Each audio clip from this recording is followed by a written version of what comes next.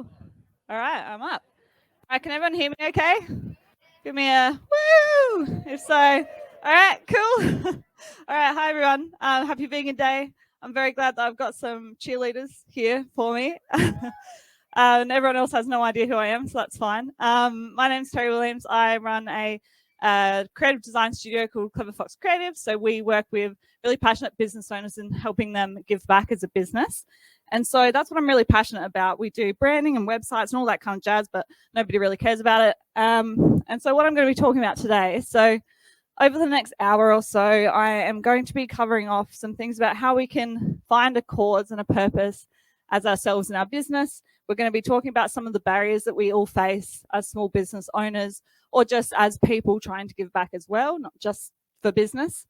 And then I'm going to be giving 3 really simple, really accessible ways of how you can give back and make a larger impact regardless of how big or small your business or how much money you make as a person, essentially. So, and then throughout the whole thing, I'm going to be stopping for questions. So if you do have anything that comes up, please let me know.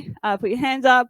And also there's about to be a QR code on the screen and it's very difficult to see it. So if you do want to scan it, you can feel free to come up and you can have a little scan and stuff as well. So sound good? Yes.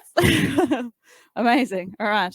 Don't mind me with my notes. I have a tendency to ramble, so I'm going to try and keep things tight and nice and easy. So I thought I would start off with giving you guys a little bit of a background about who I am, why I even want to talk about this stuff to begin with, and how it relates to me as a person. So I started my business about 8 or 9 years ago now. It's a little while. Makes me feel really old. And I always really loved design. I really loved web design and what that meant for me. I knew it was going to be a career path for me. I was getting older. And so I just kind of lent fully into it. It's not only something that I loved, but I was, if I can toot my own horn, pretty good at it. And also it makes me money as a person. So I knew that was kind of where I wanted to go with my life. But I would say a year or 2 in, I started getting this feeling of like a bit of a niggling feeling that there was something that I was missing. And a large part of that was, to give you a bit of background. Oop, that's me. That's the team. I got to remember that I have a slide behind me. That's fine. So to give you a bit of background, so my mum, right? She's awesome. This is her, if you can see her. She's a very, very good person. As I was growing up, she was the most philanthropic person that I know in my whole world. She has done absolutely everything that you can think of to be in service of others. It's her true purpose. So she's done everything from working in special schools, teaching disability care. She is currently helping people who have experienced a lot of trauma learn how to parent so that they can break the cycle of their own abuse, everything you could possibly think of. And so as I was getting older, as you kind of have all of these existential crises, as we do, I started realizing that I wasn't necessarily in service of others as I was building my business. And so this is some good people type of stuff that I'm talking about as this person. So I had to take a step back and kind of rationalize my place in the world and see if there was a way that I could fit giving back into my life. Unfortunately, when you're in a small business, you're making, especially when I was starting out, you make absolutely shit all money, basically, in the first few years of it. So there was these 2 kind of opposite, almost competing sides of my life where I really wanted to give back, but I wasn't making enough money for it to be impactful enough for me to really do anything with, if that makes sense. So if I wanted to succeed the business, I wasn't able to give back in the way that I wanted. If I wanted to give back in the way that I wanted, it was going to take away too much from my business. So I had to take a step back, and as a last-ditch resort of trying to help the world in some way, I would do some non-for-profit work overseas, essentially in replace of my holidays, but it still didn't really feel like it was enough. And so by the time I'd get home from these holidays, and these were some of the best days of my life, right? By the time I would get back, I still felt this sense of emptiness in terms of my place in the world. And then I would say one of the most amazing things ever happened to me, which was that my sister, who's about 8 years older than me, my only sister, my only sibling, she's got an intellectual disability. And on my birthday of all days, she gave me a call and she let me know that she was going to be a mum. And so it was the happiest day of my whole life. And as a part of the journey of that, between her being pregnant to motherhood and then becoming a single mother, at one point I had to step up and stand as her advocate to make sure that she would have a voice and that she felt comfortable and encouraged in some of the things that she was experiencing. And so through that process of doing that, I realized that, in total honesty as well, I don't think I fully understood that my experience as a person and my sister's experience as someone with a disability was so vastly different until that point, until I had to stand and be put in her shoes. Everything's going over my head. I don't know what's going on. And seeing the confusion in her and the realization within me that the world is not necessarily built for everyone, unfortunately. But that gave me the realization that I actually could play a part in that, in the work that I was doing as a web designer. And so that kind of took me on this journey of realizing that I could not only give back by being an advocate, promoting the cause of making the world a little bit more accessible, but now as a business owner and as a designer, I make accessible websites so that the web is technically for everyone and everyone can feel included, because it's something that's really not thought about currently. So that is my journey towards it. And so I'm really passionate about getting up and talking to people about ways that you can even just help one person as a business. So anyway, that's a bit of a long-winded story about me. So I would love to learn a bit about everyone else. So you do not have to be in business to be listening to me right now, by the way, just a side note. Let me stop this from going. But I really want to know what everyone else is up to. So please help me out by putting your hand up if I say something that resonates with you. And don't feel shy, because otherwise I will feel bad about myself. So can I have a show of hands of anyone that is currently running a business, whether it's full-time or part-time?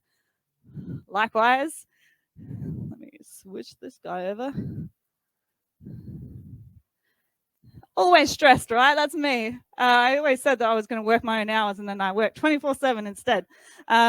So can I get a show of hands of anyone who is got a side hustle, so a business on the side that they're running, no matter what it is? Thanks. And show of hands of anyone that is thinking about starting a business or have like a little baby idea in their head of something that they might want to do at some point in their life. All right. Cool. Love it.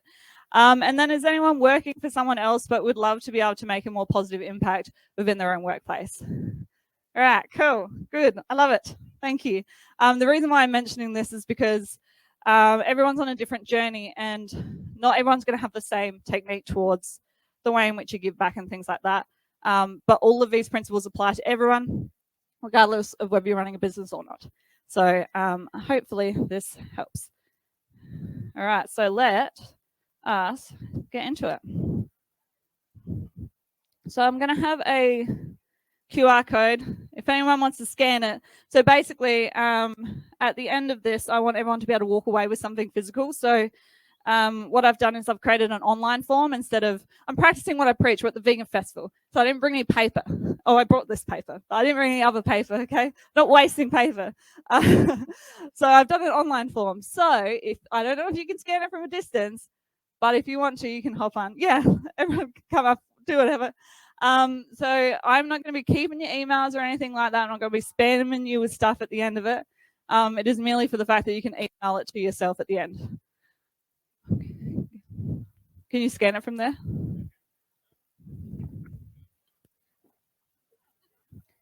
All right.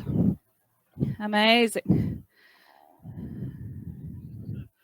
All right, totally up to you whether you do it or not, but that's totally fine. But a lot of this stuff will be things that I'm going to briefly touch on a lot of topics under the impression that you will be able to go back and revisit this and really workshop it. A lot of these things are things that you need to be continuously working on to work out, you know, finding your true purpose and your true cause and things like that as well. So the first concept I want to be talking about, and please put your hands up if you know what this is, but has anyone heard of the Icky Guy concept before? Cool, cool. I mean, Kieran knows because he's been watching me do this presentation for ages. So the concept of Ikigai, it's a Japanese concept of your true purpose or reason for being. And the way that it works is that you'll hopefully be able to read somewhat on here. But we have 4 intercrossing, I guess, quadrants, if you like, that are all connected, right? So the first one at the top is what do you love doing. The one over here is what you're good at doing. Then we have what you can be paid for and what the world actually needs right now. So ultimately, our personal alignment and our personal goal is to get to this lovely sweet spot right in the middle where all of those things cross over. So we have some interlacing things. So what you love doing, what you're good at doing is technically your passion, but you're not getting paid for it. So ultimately, we want to have all of these things. We feel like we're living true to our purpose and we're in alignment with all of the things that we want to be doing. So to give you a bit of an example, I put mine on the screen for you so that gives you a bit of an idea about what that looks like. So everyone is different, so the concept will work differently for everyone. And you're also constantly getting better at things. It's not like a stagnant thing. You don't set it once and it's done, because you're constantly going to be getting better at things. You're constantly going to be finding new things that you love in life. And you know, the world is ever evolving, so there may be more ways of making money in the future than what there are now. So this is not stagnant, which is why I say we need to continuously work on it. So in terms of my own concept of Ikigai, so the thing that I love doing is I love designing something from nothing. The thing I'm good at is I love strategy. I'm good at understanding people and getting to the crux of people's philosophies, and that translates into my work a lot. And then also, in terms of what I can get paid for, I can make websites, I can do branding, I can do those sorts of things. But the thing that in my world, I guess, will benefit the world, which is this quadrant here, is making the world more accessible for people with disabilities, for example. So they're the overlapping ways that I can find my true center. So if you did so happen to scan this thing, I'll give you an opportunity to write some of these notes down, and you can write it in your own phone anyway. But to give you the gist of how that centers itself, in terms of the Ikigai, the center of my purpose of being, for me, it is to use my skills in design to create an internet that is for everyone and excludes no one. So that's a way that you can translate that into, I guess, what you might think is a business mission. So I'll just give everyone a second. So we're going to start. Ooh. So within the form that I filled out, there is the first field in it is where you can fill out one thing that you're good at, one thing that benefits the world, one thing that you love doing, and one thing that you can get paid for. So if you want to fill that out, please feel free to. No pressure, but I'll give everyone a brief minute to do that. And if anyone has any questions, please feel free to put your hand up and I'll... Oh, we got some. Yeah.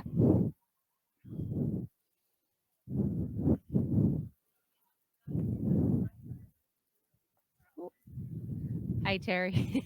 Hey. Hey, I just wanted to ask, how often should you review the Icky Guy? I can't pronounce it. Icky Guy. Icky Guy. How Yay. often should you review it? Honestly, as often as you can. Like if you're reviewing it quarterly, that's great. I think it's always good to go, and I'll touch on this a little bit further later, but always to go back to your why to make sure it's still in alignment with who you are and where you are in life, whether that's personally or in business. Normally you see businesses doing like a yearly review of these kinds of things as well, because it's often good to reflect on what you've done over the last year, and are the things that we've done as a business, is that in alignment with what we know is to be our purpose? So are you suggesting to do one for a personal Ikigai and then a business Ikigai? I think they're pretty much an extension Of each of other. your personal. If your business, if it feels like an extension of yourself, then they'll almost be the exact same thing. But if you're not running a business, I would 100% do it for yourself personally as well. It can create a lot of clarity around where you want to go in life, I think, just to reflect more deeply on those things. Thank you. Awesome. No worries. All right, I will quickly move on. Karen, do I have a timer somewhere so I'm not going to talk for 10 years? For a bit of background, I talked for 50 minutes one time instead of 20 minutes, so I have a problem. Cool, thanks. Okay, cool. All right. I'm going to definitely try and tighten that up. So has anyone heard of Simon Sinek before? Who's a person? That's this person, by the way. Okay. So Simon Sinek has an idea called the golden circle, and this is really centered around what you'll find from finding out what your Ikigai is as well. So the concept of the golden circle is to always center around what your why is, and then as a business, work out how you do it and what it is from there. And it's leading with that people generally, so let's say most industries and most businesses, their competitors, we're all selling the same thing essentially. There's so many businesses that sell websites, so many businesses that sell toilet brushes, whatever. Everyone generally sells the same thing, but what we don't sell is why we do what we do. And people really care about that as a business owner. So stepping with that foot forward always is a really good way of promoting your business as well as just understanding what that is and what that means to you. So once we know the why, we can then translate it fully out into what our business truly is.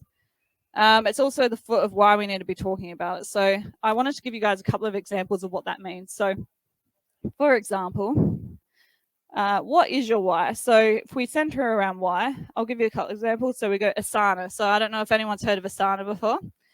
So Asana is a project management kind of tool. So when we talk about the what, so the what is it's an online teamwork and communication and a project management software. The how is it's simple, easy to use, saves you time, money, and meetings. No more wasted meetings. But what that actually translates to in terms of their why and what their mission is, which sounds totally different when you take it out of context, is that they help humanity thrive by enabling all teams to work together effortlessly. So it's a really nice way of drilling it down to a mission bigger than themselves, which is what we all need. And another example, Uber. I'm not saying that any of these businesses are necessarily good, by the way, but what is that they're a transport and ride-sharing company. No duh, right? And then how is it you can access it quickly on your phone. It's relatively safe, all of that kind of stuff. But their mission is transportation as reliable as running water everywhere for everyone. So again, it's speaking to that inclusivity of making sure that everyone can get to where they need to be in an accessible way. So if you've got your little website up, my task to you is to give me an example of a business that you love or inspired by. I think this is a really good starting point for some of these discussions because oftentimes you're attracted to them because of their why and because of the reasons behind why they do what they do. So even if you don't have a full grasp about why it is you're attracted to them, just write one down and then you can do a little bit more research later to kind of drill down a little bit further. And at this point, does anyone have any other questions, by the way? Cool. All right, I'll just take 2 secs. The reason why I'm talking about it is because, as the screen says, once you know what it is, you should be allowing your why to really drive your business because it's driving it towards success.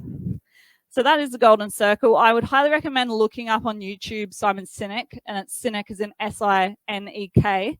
The golden circle. He did a TED talk ages ago, and it's so good. It's really inspiring. He also wrote a book about it, which I'd recommend reading as well. Very cool topic, and it really translates it into a more marketing way of thinking about your business as well as just the purpose side of it. So, all right, I'm going to move on. So let's talk about how you can find a cause and how you can find the purpose that aligns with that cause. So some of the key questions that you may want to ask yourself is, do you have any personal causes that you connect with? Obviously, if it's something that's really close to your heart, so for example, disabilities, for me, it's really close to my heart, I am naturally going to feel more pulled towards that cause as a business. So seeing if that translates to you, right? Do you prefer to support locally, nationally, internationally? Do you have any preferences around that? It's important to know because when you're seeking out charities that you can help support, you want to be able to know if that fits within the realm of the parameters that you want to set for your business. And then lastly, what outcomes do you want them to be achieving? We all know that there are some charities that absorb all the money that they take in and put it into their admin, basically. Or the charities with the massive CEOs that drive Bentleys and stuff like that, right? So you want to understand what you want that charity to be outputting as a result. So for me, for example, I want to be working with a charity that helps people with disabilities have advocates and have a voice. So that is an output that is important to me. So in the form that I've got going on, if you do want to put some ideas down there, I've got a couple of fields in there for you. Yeah, that's the end of my sentence. It's the end of my TED talk. It's not the end of my TED talk.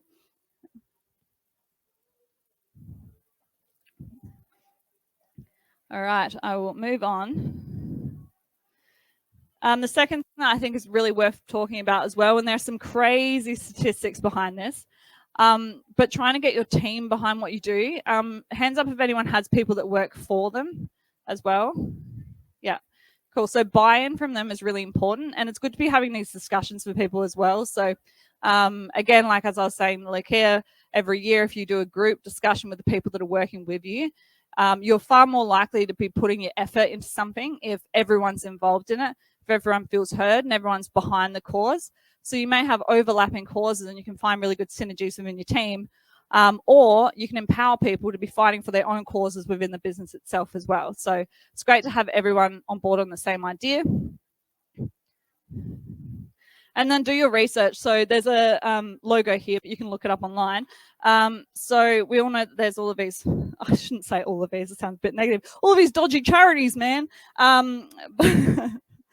But it is important to do your research. There are platforms. So there's Charity Navigator, for example. It's charitynavigator.org. And you can put in the charities that you're looking up. So if you're Googling and doing a bit of research that way, you can then put it in there and it will give you a rating to tell you how good or bad they are. And it will really help you make some solid decisions around it, because you don't just want to be going into things blindly as well if they're not in alignment with what you want to be doing as a business.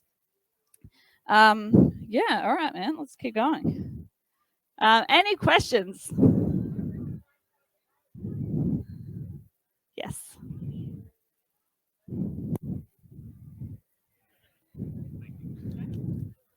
Hello. Oh, Hey, you forgot your question. yeah. When you're talking about making like a why with your business as well, and people that work underneath you, is that something that you can do together with your team, and then find, like, I guess in a small business, it's only like maybe like 3 or 4 people, but you guys could all sit down and work out your whys together? Or is it more something you as a business owner would do and then try to get buy-in from your team? I think it's better to do it together and to get everyone's opinions. I'm a really small team. I've only got myself and 3 other people on my team. So we make all of our decisions together, which is nice and wholesome. But I think it's good to, like, you can give people pre-warning, give them an online form or whatever, to fill out what they really want to be getting, what they really want to be achieving as a greater purpose, I guess, in the business. Because the other thing as well is, if you're hiring people, you have a tendency to hire people with the same sort of heart as you. So, for example, the rest of the guys on my team, we all have the same mission and goals towards helping people. And so you'll find that it overlaps just naturally anyway. And I think you're going to get better buy-in if you do it that way than if you're just making decisions and then saying yes or no, basically. Yeah, more collaborative. I suppose if it comes to like actually hiring people as well, if you know what your why is, then it's probably going to change how you hire or how you screen people to join your company as well. Yeah, definitely. Like, you want to be hiring people with the same attitudes, and if you're a giving person with the same giving nature as well, I think that's just as important as skill, if not significantly more important, I would say, than when you're hiring. Yeah. Thank you. Easy. Yes. Might not really be a question, that can be answered, but just generally what you say, I can see that working for small businesses, but we do live in a hyper capitalist society. So for really, really big businesses, does that, level of hyper capitalism take away from being able to A, and B, what would your tips be for somebody that works in a big company like that can't really control all the high level stuff? How can they, I guess, inspire or have conversations about this with the people with power to actually change in ways that they can? Yeah, so someone that's working within the business wanting to or step someone even upwards? at someone who works at a really capitalist company, at Amazon or something like that, but not at a powerful enough position to actually influence decisions on a high level. Like, what are some steps they can take? Totally. So I think it's really difficult when you're working on such a large scale as well. It can be difficult to influence upwards, but you still have a circle of effect, essentially. So what you'd probably find if you're working in a business that large is you have a small team around you as well as the larger team outside of that. And so affecting what you can affect within your circle of influence, basically. So even doing things like it's kind of one of those things, right, where if you've got a manager, normally the manager is super stressed out. I'm probably just talking about myself mostly. So they don't have time to be thinking about how they can give back. And so finding ways of going to them and being like, this is what we can do. I can implement it for you, and taking it away what you know to be the barrier. So the barrier is the stress levels, and the barrier is the time effort that it takes, or the decision effort that it takes to do it. Versus like, I'm going to talk about some ways that you can do it, but coming to them with a proposition that takes any effort out of their part and just focusing on the influence around you. Hopefully that's That's a really good answer. Thank you. Cool. All right. Is that good? Thank you. All righty. Cool. So currently what's in our way? So this is some of the things that I'm talking about as well. So the things that it's really difficult, because what we often think about as a small business, I would say, like, I'm a really small business, is that what we know is traditionally giving is large businesses donating a bunch of their money, basically, right? Or a large business doing, I keep forgetting what the name is, but the big tea day, whatever, what's it called? Anyway, there's tea, right? And it's once a year thing. And normally it's relatively like detached from who they are as a person, and it's normally just ticking of a box, right? But the things that affect us as small businesses is that we don't necessarily have the cash flow to go, oh, I'm going to go donate 20 grand or whatever it is to a charity, because we need to make sure that we have consistent income across the board. So that's one of the major barriers between entering and making a difference, or just like profit margins and stuff as well. So again, larger businesses that maybe, we donate 10% of our profits. If you don't have the predictability behind your business, it is unreasonable for you to even think about donating 10% of your profits as well. And then also forward planning. So knowing where you're going to be financially in a year is really difficult. I know that my business goes up and down constantly, depending on what's going on. As soon as lockdown happens, plummets down, especially now. So I feel like these things are really at the front of mind. People are kind of realizing that it is a little bit harder. There's a little bit more barriers to giving back in the ways that we traditionally know is the way that we give back. So I'm going to give you some ideas about the way. So the free, easy, accessible ways that you can make a difference and that you can implement within your circle of influence. So let's talk about that. Before I do that, just want to talk about shifting your mindset. So within this, I think something that's really important to me, and I try and talk about a fair bit, is that when we focus so much on money as a measure of our success, it puts its own barrier around trying to give back. Because basically you have to take something out of your own bucket in order to do that. And if you're focusing on money. So basically all I'm saying is we need to start shifting our mindset between measuring success by money to measuring success by impact. So impact can obviously mean there's so many different things. Impact for me is how many businesses I can help other businesses help. Or it could be how many meals do you want someone to have through the donations that you've been giving. Working out what that means, and then the money will come as a natural consequence of doing those things, because you're putting so much positivity and intention into helping people that I'm a strong believer in manifestation, obviously. I feel like this is an okay place to say that because we're at the vegan festival. But yeah, so just putting your effort where the effort really needs to be put. Otherwise, you're always going to be stepping in front of your own way and getting in your own way towards getting back. So ways that we can do it. I feel like a lot of people already know this, but where your dollar goes actually matters.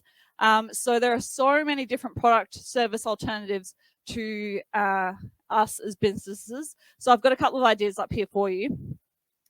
But there's so many different ways that we can switch things up that either don't affect us at all financially. They maybe don't even cost anymore, or it's very minimal how much it does cost more. So for example, Words with Heart, which is up here. So that's a printing-based company, right? And they donate, well, one, it's 100% recycled. They also donate a large amount of their profits to educating girls in third world countries. And so that's one thing that as businesses, we often need to print stuff. And then just switching over to a company that you know is doing the giving that you want to be able to give means that A, it may not necessarily negatively affect you, but it will be putting your money where accounts into a cause that's really important. So we've also got things like Who Gives a Crap, probably everyone's heard of that. So they're a toilet-based company, toilet paper company. They donate 50% of their profits to building toilets in the third world, for example. And it's also lots of recycled paper, I'm fairly sure, as well. Things like Verve Super, so it's a super fund that is super ethical. They don't put money in any dodgy places, but they also have, they contribute to funds that help with microfinancing for women in business in developing worlds as well, and things like that, that, you know, it doesn't really affect you at all where your super sits. It may like marginally affect you, but the contribution that you're making is far greater. Hopefully that makes sense. So on the form, if you've got the form open, I just want people to have a think about it regardless of whether you've got the form open, I mean. One way or one thing that exists in your business or in your life that you could easily switch up. You don't have to give me a brand or anything like that, but just one thing that you think maybe you could switch to something else. For example, Thank You. They have hand soap. Switch that over, and that's 100% of a non-for-profit. So have a little bit of a think about that. Secondly, know where your skill lies. So I wanted to give you guys a bit of an example about what I mean by this. So I was having a conversation probably like 2 years ago, maybe, with a videographer that I know, and he was telling me about how he really wanted to be doing more charitable work. He was talking about maybe volunteering in a food bank and things like that. And I was like, yeah, it's really, really cool. And it just like hit me. I was like, dude, you're a videographer. How much more impactful would it be for you to be doing free videos for the charity that you want to be helping instead of just donating a little bit of your time? So understanding how impactful your skills could be on a non-for-profit or charity versus just a little bit of your time, shifting that kind of mindset around that. And everyone's got a unique talent, everyone's got a unique skill, and harnessing that in a way that's actually going to make a much larger impact than what you would otherwise be doing without doing that. So what does that look like for you? If you do have the form open or just want to have a think about it for a second, what is your unique skill that you think is actually quite beneficial? So for me, obviously, we do pro bono work fairly often. We normally do it at least once a year for charities that we think are really in line. Again, it's all about alignment, making sure that it's helping in the way that you want to be helping as well. And what could that look like for you? So if you want to think about it. And does anyone have any questions? I'll stop very briefly here. All righty.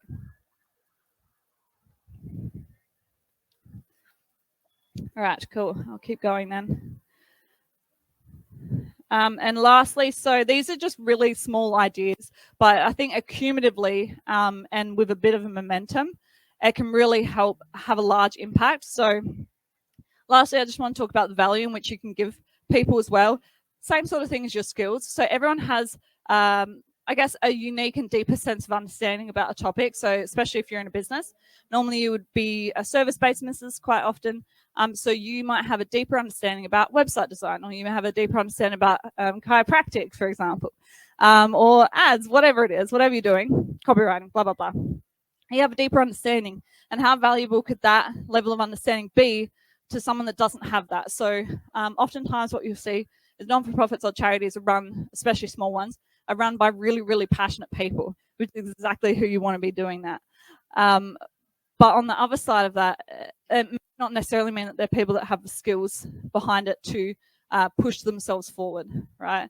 So ways that you could really make a large impact is by providing free value to these people in a way that is going to give them the skills that they don't currently have. So for us, for example, what we do is we do webinars. I do a free webinar every month where we're helping small businesses. We also do things like we do blogs. We also write ebooks. Specifically for helping people give back as a business. That's some of the ways that we do that. But you could also be hosting workshops, events, things like that, specifically to try and help the industries that you want to really be affecting. So accessibility is a really close one to my heart, and I try and talk about that publicly as much as I can. And so that's one way, again, that you can give back by really thinking about what value can you offer as a person, as a business, and how can that translate to someone else? And in what format should that translate to? So is that a blog? Is that an ebook? Is that an event? It's a short amount of your time in a way that has a large circle of gravity to it, if that makes sense. So if you do your form open or you just want to think about it, have to think about what valuable content or what valuable knowledge you hold in your brain that would be so helpful for someone else to know about. If anyone wants to put their hand up and tell me what they know that nobody else knows about, that you could what do you call it? Instill in someone's head.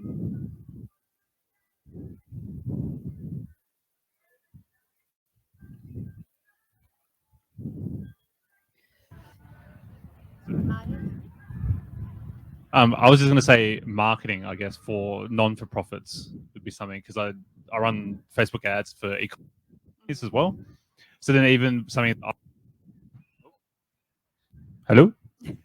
Something that I could focus on would be helping e-commerce brands like, say, like the Thank You or Who Gives a Crap or something. So focusing on brands that align with the same thing that I believe, and then using my skill set to then help them reach more people, basically. Yeah. Imagine the impact of people that don't know how to do their own ads, right? And then showing them how to do it, and they pull in, 10 times the amount of business that they otherwise wouldn't, because you get those kinds of results with your ads anyway. So that kind of thing. Like if you think about, I recently, how am I going for time? Is it not too bad? Okay, cool. So for example, I went to a event for non-for-profits about, I don't know, time's weird, we're in COVID, but ages ago, and saw one of the guys from Who Gives a Crap speak, and it's super cool. And one of the main reasons why they became so successful is that they have a massive understanding about marketing.